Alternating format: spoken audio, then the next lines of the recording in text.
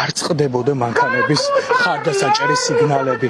ყველა ეზოდან, ყველა ჭიშკრიდან, ყველა ფანჯრიდან ჩვენს მესიჯებს, ჩვენს ლოზუნგებს ეხმიანებოდნენ, რომ დაინიშნოს ახალი არჩევნები და გათავისუფლდნენ სინდისის ტყვეები.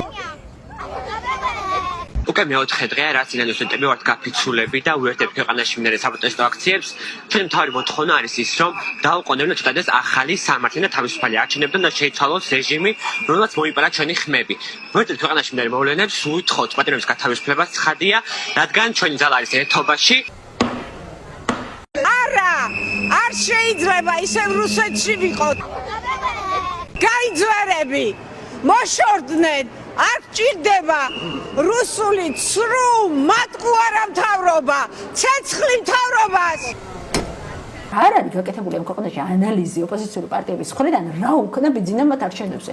არ იციან, აზრზე არ არიან. ამიტომ ყველა არჩევნებზე, სადაც გავლენ, ისო მაგას გაუკეთებს ბიძინა.